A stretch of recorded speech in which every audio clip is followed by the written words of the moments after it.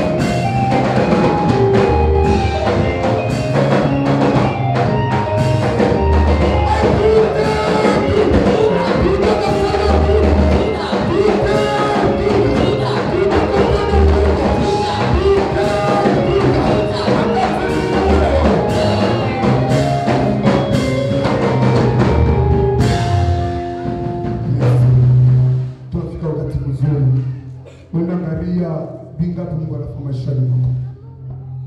Wenda kushukuru fashuko na mwambia Mungu ni neema kama tunaona leo.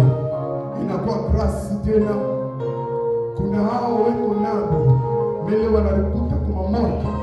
Ni neema kidogo Mungu anamwaga. Leo tunaonekana hapa.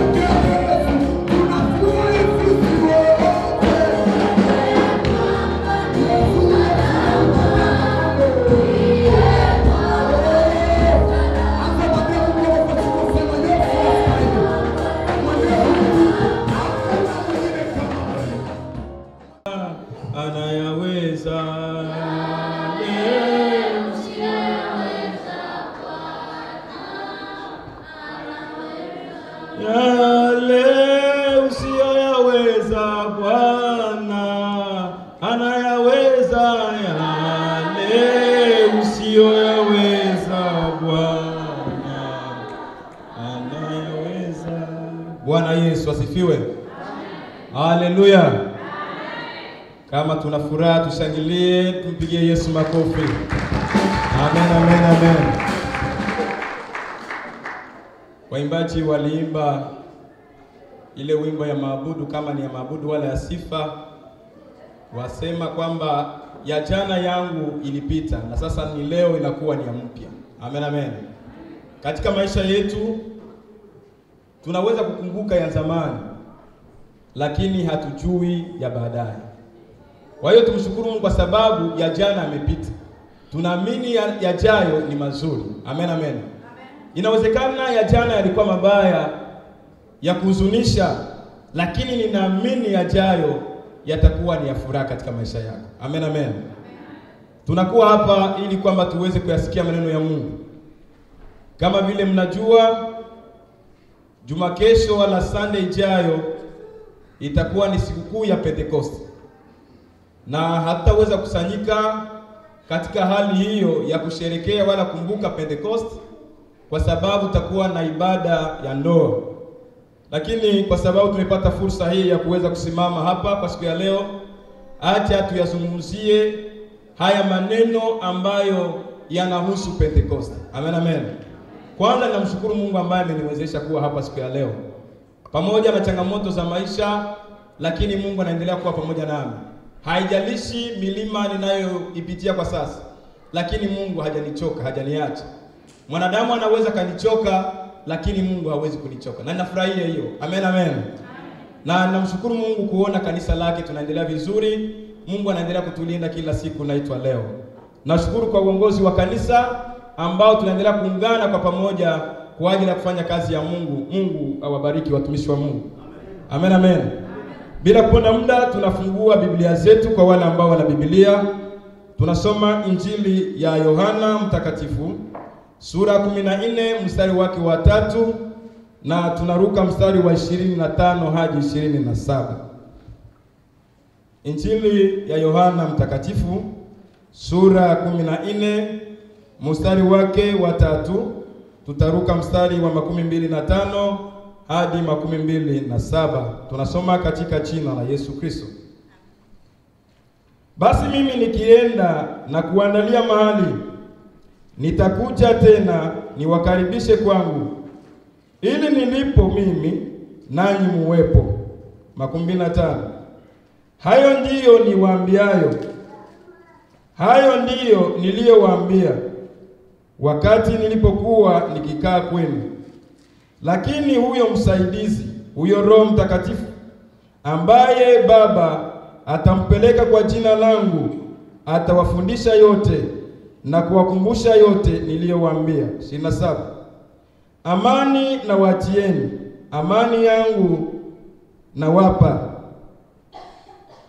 Niwapayo mimi, sivyo kama ulimwengu utowavyo.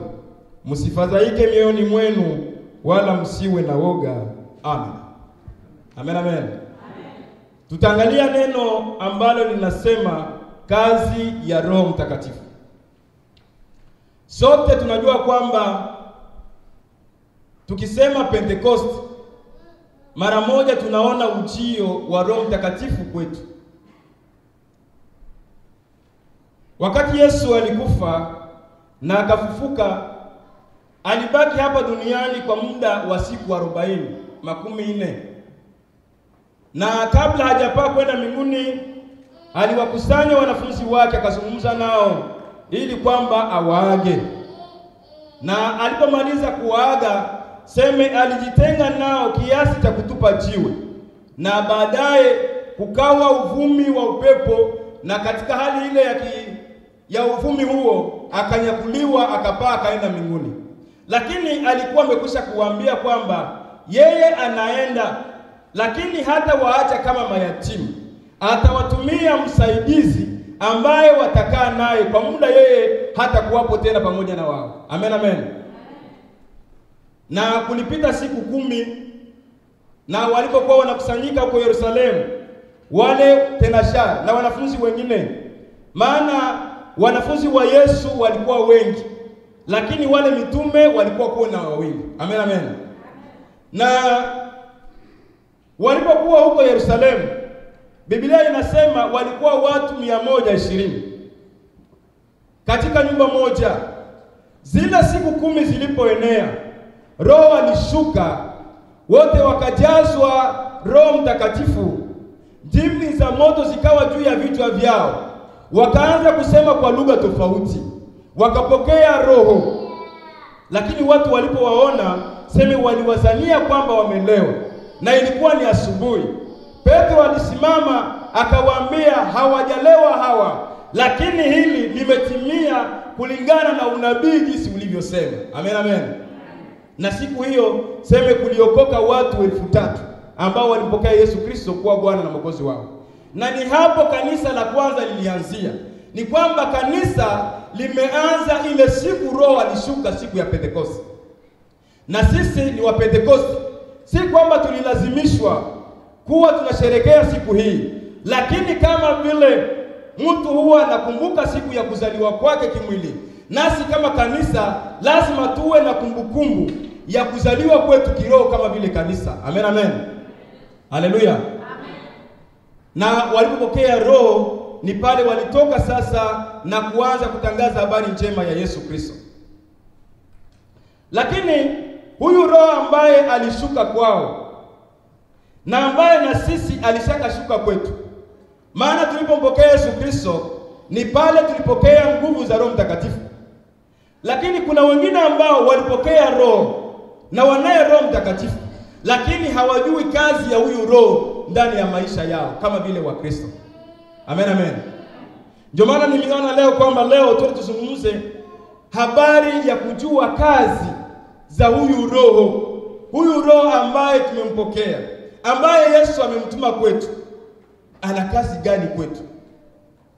Katika Agano la Kale, Mungu alitumika kama vile baba, lakini katika Agano Jipya Mungu akajidhihirisha kwa wanadamu, akatumika kama vile mwana. Na katika habari ya leo au kwa makanisa leo, Mungu anatumika nasi kama vile Roho Mtakatifu. Amen, amen. Na sisi tunaamini ule utatu mtakatifu, Mungu Baba, Mwana na Roho Mtakatifu.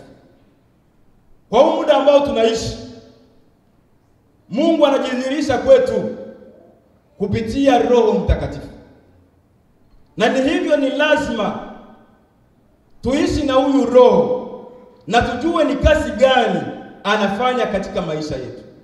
Maana kama hutajua thamani ya kitu, hauwezi kukishika na maana yake. Amen, amen. Amen. Jambo la kwanza au kazi ya huyu Roho Mtakatifu ni kwamba yeye anatushuhudia kuhusu uhusiano wetu na Mungu wetu. Tunasoma maandiko, Warumi sura 8 verse ya 16. Mwingine anasoma Yohana wa kwanza sura 3:24. Karibu kwa wasomaji. Warumi sura 8 mstari wake wa 16. Mwingine anasoma waraka wa kwanza wa Yohana sura 3:24. Karibu kwa wasomaji.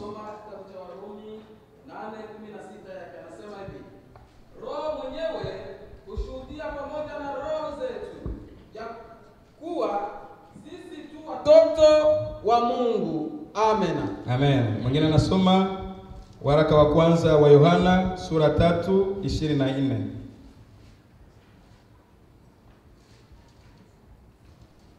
Tunasoma katika jina la Yesu Kristo. Amen. Waraka wa Yohana sura 3 mstari wa 24. Ndiyo.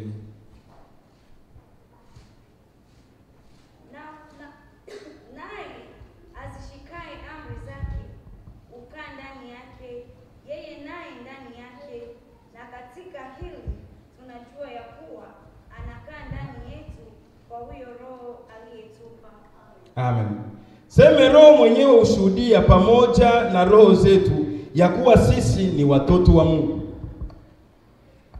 Kama kuna mtu ambaye anakuwaka na kukuhakikishia kwamba wewe ni mwana wa Mungu, ni Roho Mtakatifu.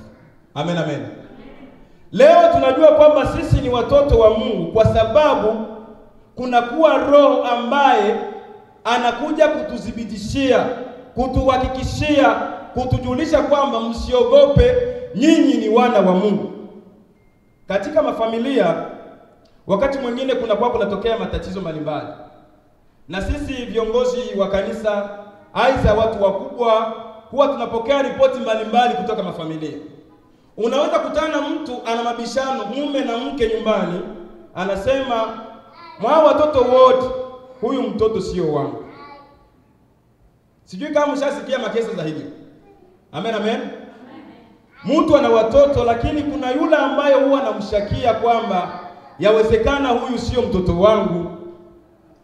Na inawezekana mtoto ashakajua habari kwamba baba yake mzazi hajaaminiaka kwamba yeye ndo alimzalaka. Na hivyo mtoto anaishi na wasiwasi, na inawezekana kwamba huyu sio ndo baba yangu. Na katika maisha nayo ya kiroho kuna watu wangali na mashaka, walimwamini Yesu Kristo na wakaambiwa kwamba yeye ni baba, yeye ni mwokozi wa maisha yao, lakini hawajiamini kwamba wao nao ni watoto wa Mungu. Amen, amen. Kazi ya Roho Mtakatifu anakuondoa yale maswali mbalimbali unayo. Je, na mimi ni mtoto wa Mungu? Je, kwa hali nilio nayo, kwa jinsi ninavyoonekana, je, Mungu amenikubali kwamba mimi ni mwanae? Roho Mtakatifu anakuja kukuhakikishia kwamba uondoe woga na mashaka, na wewe uko miongoni mwa watoto wa Mungu. Amen, amen. Kwa hiyo kazi ya Roho Mtakatifu ni kuja kutuhakikishia wala kutushuhudia kwamba sisi nasi ni watoto wa Mungu. Tuna haki zote za kuitwa wana wa Mungu. Kama kuna mibaraka ambayo Mungu aliwaidia watoto wake, na wewe uko miongoni mwa hao watoto, una haki ya kumdai Mungu, na mimi ninahitaji hili uweze kunitendea. Amen, amen. Kwa hiyo usiwe unaishi maisha ya unyonge, maisha ya mashaka. Pale ulipomwamini Yesu Kristo, aliweka Roho ndani mwako ambaye atakuwa anakuambia na wewe uringe, ujivune kwa sababu Mungu ni wako. Amen, amen. Jambo la pili ambalo huyu Roho Mtakatifu anafanya, seme yeye huwa anatufundisha. Yeye ni mwalimu. Tunasoma Injili ya Yohana 14:26. Inasoma, kadhalika Roho naye hutusaidia udhaifu wetu, kwa maana hatujui kuomba jinsi ipasavyo, lakini Roho mwenyewe hutuombea kwa kuugua kusikowezwa kutamkwa. Amen. Amen, amen. Kazi ya huyu Roho anakuwa na kazi ya kuja kutufundisha. Sema sisi hatujuaki kuomba. Haleluya. Nikikwambia kwamba hujui kuomba hauwezi nikubali. Maana kila mtu hapa ni muombaji. Lakini sema sisi tunaomba, wakati mwingine yale maombi yetu Mungu haelewi tuko tunasema nini. Unaweza ukaomba maneno mengi, ukasema maneno mengi katika maombi. Aidha ukashinda katika maombi ukiomba, lakini kaja kuonekana kwamba ulioyaomba hakuna kitu ambacho limwambia Mungu cha maana. Lakini kazi ya Roho Mtakatifu, yeye anachuja yale maombi, anaangalia yale ya maana, yeye anapeleka yale mbele za Mungu, anaenda sasa kutuombea kulingana na jinsi anaona kwamba maombi yangepaswa kuwa hivi. Amen, amen. Kwa hiyo Roho Mtakatifu ni yeye anatufundisha namna gani tunapaswa kuomba. Sema wakati mwingine tunaomba maombi ambayo hayastahili mbele za Mungu. Unaweza kaenda mbele za Mungu, una hitaji lako, kulia kuombea hitaji ukashinda huko na laumu. Kamwambia Mungu, kwa nini wengine wao walifanikiwa mimi sikufanikiwa? Kwa nini wengine wao walizaa mimi sikuzaa? Mungu hakukwambia uende kupeleka mashtaka ya mtu fulani. Mungu anakuambia uombe utakalo. nawe utapewa. Lakini wewe badala ya kuomba maombi kwa ajili ya shida yako, wewe unapeleka maombi kwa ajili ya kwenda kumshtaki mtu mwingine. Kwa nini yeye alifanikiwa, wewe hujafanikiwa? Mungu atumie sana. Amen, amen. Lakini Roho anakuwa pale atufundishe namna gani tunaweza kuomba. Wakati mwingine tunaomba vibaya. Yakobo anasema kwamba tunaomba lakini hatupati kwa sababu tunafanya nini? Tunaomba vibaya. Lakini kazi ya Roho Mtakatifu ni kututengenezea maombi ambayo yanaweza kusikika vizuri mbele za Mungu. Kuna watu ambao wanajua kuandika. Unaweza mwambia niandikie application ya kazi na kaandika na mara moja wakakuita. Lakini kuna wengine unaweza kushinda huko na jaza ma application unaomba kazi bana kureject kwa sababu uko unajaza vibaya.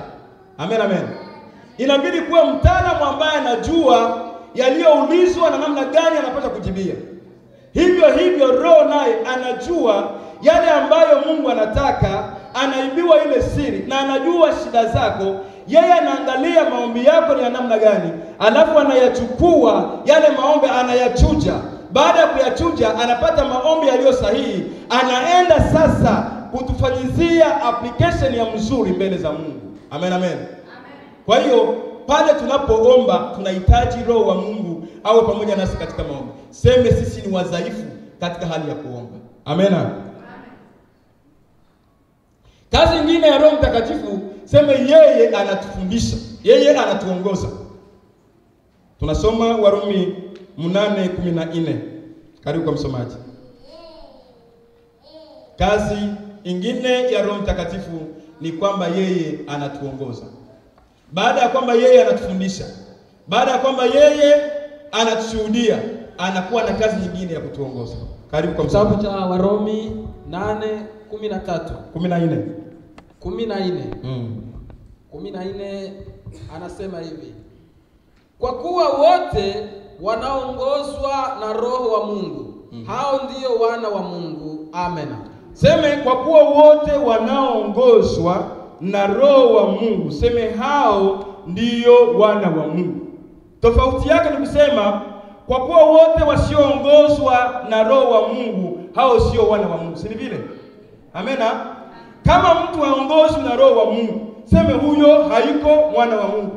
Lakini wana wa Mungu ni wale ambao wanaongozwa na Roho wa Mungu. Sisi ni kanisa la Kipentekoste. Maana yake ni kwamba sisi ni kanisa ambalo tunaongozwa na Roho wa Mungu. Amen, amen. Kama mtu hatakubali uongozi wa Roho Mtakatifu, wakati mwingine anaweza kupotea.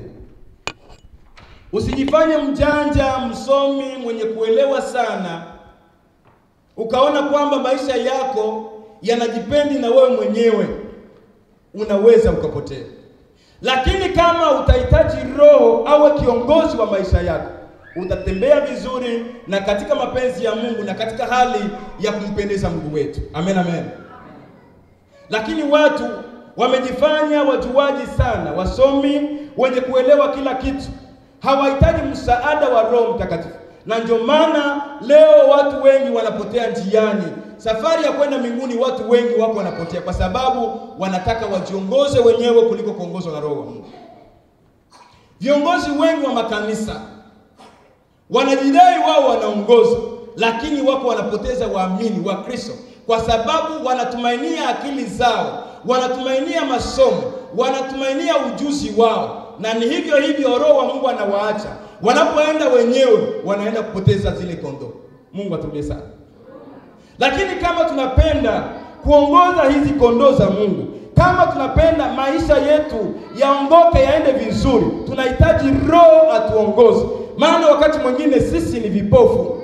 Tunajifanya tunaona lakini hatuoni. Amen, amen. Hakuna mtu ambaye anaweza kuniambia ni kitu gani kitatokea baada hata ya sekunde moja. Hakuna. Lakini Roho anajua kwamba mwanangu usipite hapa.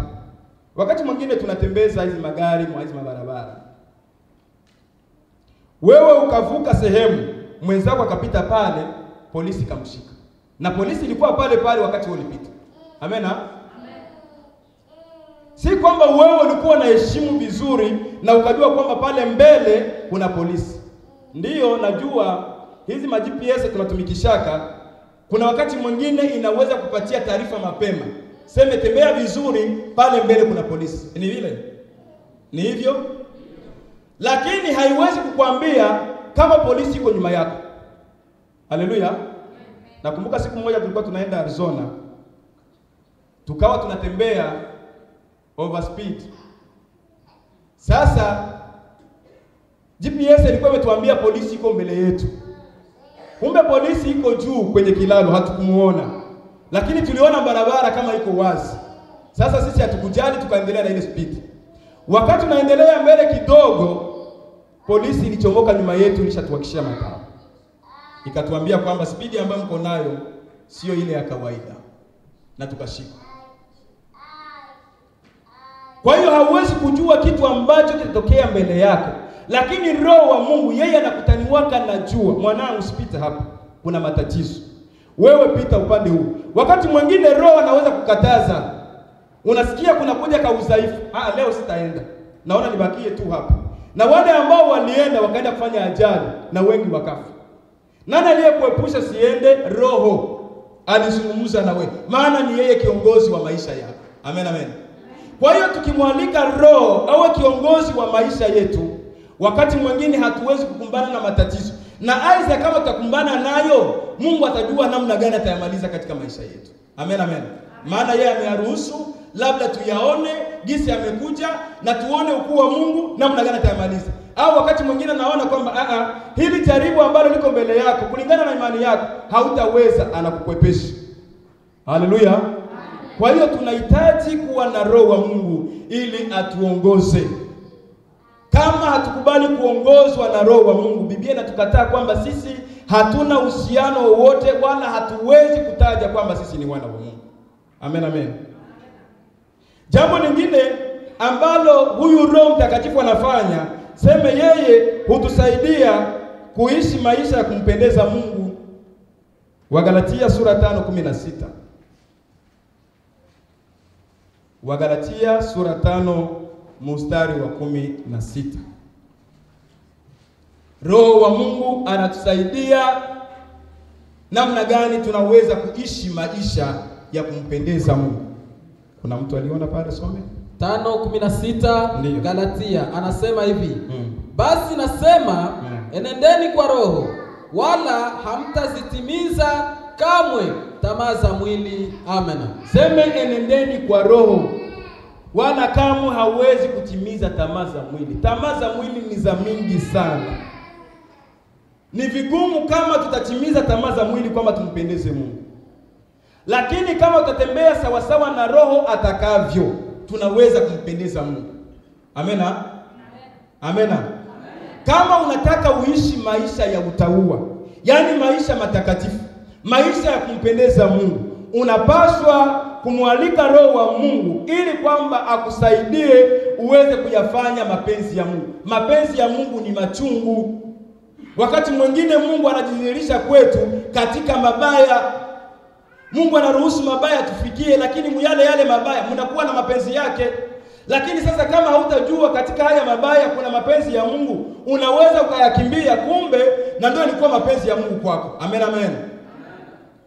Unaweza kusema Mungu amenionea, amenichukia, Mungu ameniatia, lakini kumbe Mungu alikuwa anataka kupime, baadaye ndio akuruhusu upate mema. Mara mingi mema wala baraka za watumishi na Wakristo huwa zinapitia wala zinatokea katika shida, katika matatizo. Baada ya kupata matatizo kayashinda, ndio anakufungulia mlango wa baraka. Amen, amen. Baraka zetu sisi Wakristo haziji hivi hivi. Lazima zipitie tu katika mateso. Na baada ya kuwa wastahimilivu, baada ya kuvumilia, Mungu akitutoa katika yale majaribu, ndio tunaona yale mazuri nayo yanafika. Amen, amen. Ingine, kazi ya Roho Mtakatifu anatusaidia katika maombi. Nafikiri tushasema ili kwamba tukomboe muda. Twende ingine ya mwisho. Sema anatoa uzima kwa ajili ya miili yetu. Warumi 8:11. Karibu msomaji.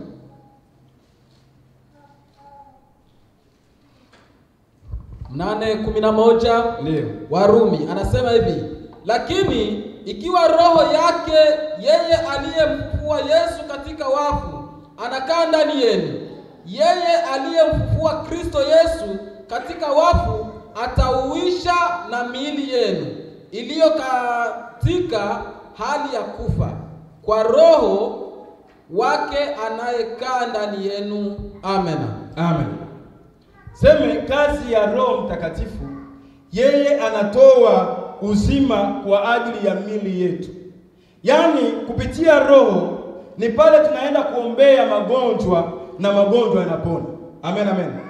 Kama tunazo nguvu za Roho Mtakatifu, tunakuwa na ule ujasiri kwamba tunaweza kuombea jambo lolote ambalo linaathiri maisha yetu, miili yetu, na tukapata uponyaji na tukapata majibu kwa ajili ya zile shida. Kwa hiyo kazi ya Roho, anakea, anahakikisha kwamba tunakuwa salama. Ndio maana muombaji ni mtu ambaye anapaswa kuwa na nguvu sana za Roho Mtakatifu. Wakati mwingine bakikwambia uende kuombea mwenye kuwa na mapepo, kama hauna nguvu za Roho Mtakatifu, yale mapepo yanaweza kutoka ndani ya ule mtu yakaingia ndani mwako. Amen, amen. Haleluya. Wakati unaambia ondoka, yanakuambia nani naambia ondoka? Au nataka tuingie ndani mwako? Unaambia koma kwa jina la Yesu, naye anakukomesha. Ni kwamba yamezarau nguvu ambazo unazo. Itakuwa vigumu kwamba upate ule uwezo wa kuombea wagonjwa na wapone. Itakuwa vigumu kwamba uombee mwenye shida na apate majibu kama hauna nguvu za Roho Mtakatifu. Tunahitaji kuwa na Roho ili kwamba aweze kutupatia nguvu, ili tunapoomba maombi yetu yaweze kuwa nayo na nguvu. Lakini kama hatuna Roho wa Mungu, tunaomba maombi madhaifu, maombi ambayo hayana nguvu wala hayawezi kupenya mbingu za mbingu. Amen, amen. Wakati mwingine tunaomba maombi yetu yanabakia hapa angani, kwa sababu ni maombi ambayo hayana nguvu. Lakini kama tunaye Roho wa Mungu, ni pale tunaomba kama vile maandiko yanasema katika Mathayo 7:7, seme ombeni nanyi mtapewa. Tunaomba na tunapewa kwa sababu kunakuwa ule Roho ambaye anasafirisha maombi yetu, yanaenda kwa kasi sana na yanamfikia Mungu. Amen, amen. Haleluya.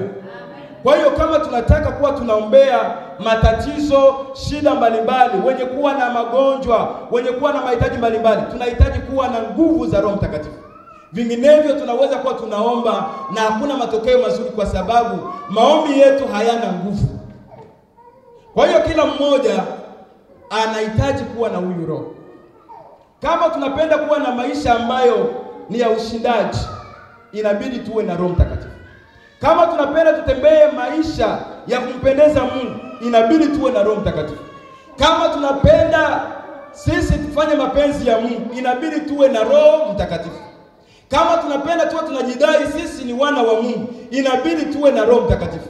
Kama hatuna Roho Mtakatifu, sisi ni watu ambao ni wanyonge, ni watu dhaifu, ni watu ambao hatuwezi kufanya kitu katika maisha yetu.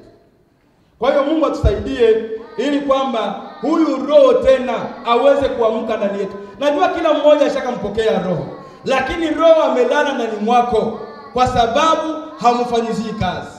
Lakini mruhusu tena Roho aamke ndani mwako ili kwamba aweze kutumika sawasawa na jinsi alivyoitwa na kuwekwa ndani ya maisha yako. Mungu alibariki neno lake. Amen.